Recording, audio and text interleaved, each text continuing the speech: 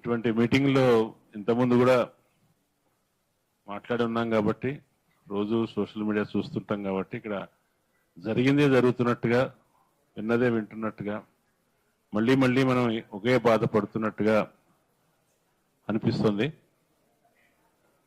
ఆ సినిధి విప్లవశ్రీని చూసినప్పుడు జర్నలిజంలో ఒక కొత్త గొంతు, చాలా కాలంగా జర్నలిజంలో లోపించిన ఒక ధైర్యం, సాహసం అన్నీ ఉన్న ఒక స్వరం వినిపిస్తుంది అనుకుంటే చాలా తొందరలోనే ఆ అమ్మాయి మీద తీవ్రమైన ట్రోలింగ్ మొదలైంది.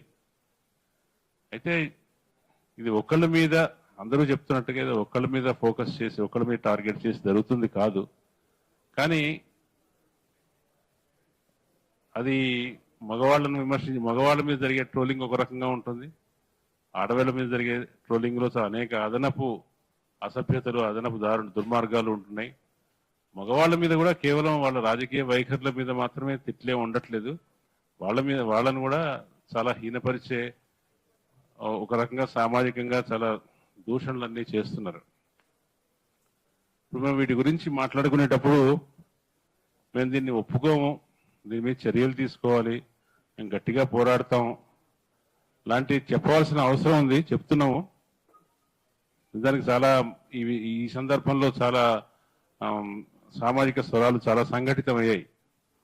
కానీ నేను అనుకుంటాను ఈ పనులు చేయటంతో పాటు మనం అసలుకి క్లోజ్ డోర్లో కూర్చొని ఏం చేయాలి అని ఒక వ్యూహం ఆలోచించాల్సిన అవసరం కూడా ఉంది. ఆ వ్యూహం పబ్లిక్గా డిస్కస్ చేసేది కాదు. ఎందుకంటే ఈ జరుగుతున్న దాడి మిత్రులందరూ చెప్తున్నట్టుగా ఆర్గనైజ్డ్ దాడి, కానీ at the same time organisation నెట్వర్క్లో లేకుండా ఏ రాజకీయ అనుబంధం లేకుండా కూడా ఇట్లా మాట్లాడే వాళ్ళ సంఖ్య తక్కువేమీ లేదు. ఎందుకంటే ఇది రాజకీయ పార్టీల ద్వారా కొన్ని సామాజిక అభిప్రాయాలు కలిగిన వాళ్ళ ద్వారా ఎన్ఫోర్స్ అవుతున్న ఒక నరేటివ్స్ వార్ అనుకుంటున్నాను నేను.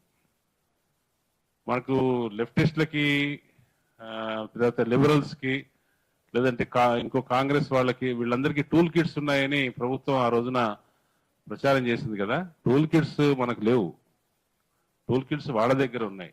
ఆ టూల్ కిట్స్ ఉన్నాయి కాబట్టి ప్రతిదానికి ఒక ఫార్ములా ఉంటుంది, ఎవరిని ఎట్లా విమర్శించాలి, ఎవరిని ఎట్లా ట్రోల్ చేయాలి, ఎవరిని ఎట్లా హీనపరచాలనే దానికి ఒక పద్ధతి ఉంటుంది. ఆ పద్ధతి ప్రకారం నడిచిపోతూ ఉంటుంది. ఆ ఎకో సిస్టంలో ఉన్న వాళ్ళు ఆ పార్టీలతో దగ్గరగా సంబంధం ఉన్నా లేకపోయినా కూడా అట్లాగే స్పందిస్తారు. ఇందాక పార్టీల పేర్లు చెప్పారు. ఆంధ్రప్రదేశ్లో ఉన్న పార్టీలు, తెలంగాణలో ఉన్న పార్టీలు కూడా వాళ్ళ సోషల్ మీడియా నెట్వర్క్స్ ద్వారా ప్రత్యర్థుల మీద ఎట్లా స్పందించాలో ఒక ఆనవాయితీని, ఒక మూసను తయారు చేశారు. ఆ మూసలో తప్పనిసరిగా స్త్రీ వ్యతిరేకత కూడా ఉంటుంది, స్త్రీలను లైంగికంగా దూషించడం ఉంటుంది, కులం ప్రకారం దూషించడం ఉంటుంది, రంగు ప్రకారం దూషించడం ఉంటుంది. ఇక అమ్ముడు పోవటం, చైనాకు అమ్ముడు పోవటం, పేటిఎం డబ్బులు తీసుకోవటం, ఇట్లా ఒక ఫార్ములా, ఒక పద్ధతి ఉంటుంది. ఆ పద్ధతి ప్రకారం ఈ దూషణ భూషణలన్నీ సాగుతూ ఉంటాయి. దీన్ని మనం ఏం చేయాలి? మనం కంప్లైంట్ చేస్తే ఇది రకంగా ఏం చెప్పాలి, బహిరంగంగా మనుషుల్ని అవమానపరచడం, ఒక రకంగా దాడి చేయటం, మానసికమైన దాడి చేయటం. మీకు తెలుసు కదా, ఇప్పుడు మొన్న తమిళనాడులో అధికారంలోకి వచ్చిన విజయ్ దేశంలోనే మొట్టమొదటిసారిగా ప్రజానాయకుడు కాకుండా ఇన్ఫ్లుయెన్సర్ అధికారంలోకి వచ్చాడని అంటున్నారు. ఆ ఇన్ఫ్లుయెన్సర్ అధికారంలో రావటం వెనుక ఆయన సోషల్ మీడియాతో నిర్మించిన నిచ్చెనలు చాలా ఉన్నాయి. కొన్ని వేలాది సోషల్ మీడియా అకౌంట్ల ద్వారా వచ్చారు. ఆ అకౌంట్లు అన్నీ కూడా కేవలం విజయ్ని ప్రమోట్ చేస్తూ మాత్రమే లేవు, విజయ్ని విమర్శించే వాళ్ళందరినీ తిడుతూ కూడా అతని ప్రభావాన్ని పెంచారు. అటువంటి విజయ్ అభిమానుల వల్ల ట్రోలింగ్ గురైన ఒక అమ్మాయి తాను ఆ ట్రోలింగ్ వల్ల మనస్తాపంతో నేను గర్భస్రావం జరిగింతాను, కానీ తర్వాత ఆవిడ పబ్లిక్ ప్రెస్ కాన్ఫరెన్స్ పెట్టి చెప్పింది.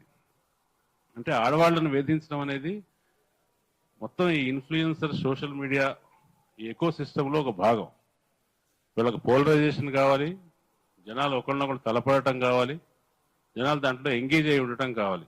కాబట్టి మనల్ని తిట్టడం ద్వారా కేవలం మనల్ని బాధించడం ఒక్కటే కాదు వాళ్ళు ఆశిస్తుంది, మనల్ని తిట్టడం ద్వారా సమాజంలో మరింత పోలరైజేషన్, అంటే తాను ఎట్లా తిడుతున్నారో ఒక వ్యక్తిని, ఒక జర్నలిస్ట్నో, ఒక కార్యకర్త, సామాజిక కార్యకర్తలు ఎట్లా తిడుతున్నారో మిగతా వాళ్ళు కూడా అట్లా తిట్టాలి, మీరు అట్లా స్పందించాలని వాళ్ళు ప్రేరేపిస్తారు. ఆ ప్రేరేపించడం అనేది ఆ లించింగ్ లో భాగం. Social media trolling nothing but lynching. ఆ లించింగ్ జరుగుతున్నప్పుడు మనం దాన్ని ఈ నెరేటివ్స్ యుద్ధం అయినప్పుడు మనం ఏం చేయాలంటే, మనం కూడా ఒకటి మనకు సపోర్ట్ గా న్యాయవాదులు ఎవరన్నా ఉంటే, మనకు సహాయం చేసేవాళ్ళు ఉంటే, ఎడతెరపి లేకుండా ప్రతి హ్యాండిల్ మీద, ప్రతి ఐడి మీద కూడా కేసులు పెట్టాలి. వాళ్ళని న్యాయస్థానానికి తీసుకురావాలి, పోలీసులు ఫాలో చేయాలి. తర్వాత ఇది సేమ్ టైం ఇందాక ఒక ఫ్రెండ్ చెప్పినట్టుగా, ఎవరన్నా దూషించినప్పుడు దూషించడాన్ని ఇష్టపడని వాళ్ళు, దాన్ని వ్యతిరేకించే వాళ్ళు, ఎందుకు ఇట్లా చేస్తున్నారు అనుకునే వాళ్ళందరూ కూడా దానికి కౌంటర్ గా వెంటనే దాన్ని మేము ఒప్పుకోవట్లేదు, నువ్వు ఇట్లా మాట్లాడొద్దు అని చెప్పాలి. అట్లాగే మనం ఈ సోషల్ మీడియాలో ఉన్నవాళ్ళు కానీ, ప్రత్యేకంగా ఇండిపెండెంట్ జర్నలిస్టులుగా ఉన్నవారు కానీ, వీళ్ళందరూ కూడా తాము ఎట్లా స్పందించాలి, ఒక విషయం పట్ల ఎట్లా వైఖరి తీసుకోవాలనే దానికి ఒక జనరల్ ఒక ప్రవర్తనా నియమావళి అన్న కానీ ఒక సెట్ ఆఫ్ ఒక రూల్స్ పెట్టుకోవాలి. ఆ రూల్స్ ప్రకారం ఆ ఎథికల్ స్టాండర్డ్ నుంచి మాట్లాడాలి. అది కూడా మనకు ఒక సమస్యగా ఉంది నిజానికి. ఇవన్నీ ఇది ఏది మనం ప్రాక్టికల్ గా చేయగలం అనేది ఆలోచించాలి. దీన్ని ఖండించాము, ఇక ముందు కూడా ఖండిస్తాము. ఇది కొత్తగా వస్తున్న గొంతుల్ని, ఎగ్జిస్టింగ్ గా ఉన్న గొంతుల్ని నోరు మూయించడానికి మాత్రమే కాదు, ఇది ప్రజల్లో సర్టెన్ అభిప్రాయాలను కలిగించడానికి, సర్టెన్ అభిప్రాయాల మీద వ్యతిరేకత కల్పించడానికి ఉద్దేశించింది. కాబట్టి ఇది in larger sense it's a political war and social cultural war also.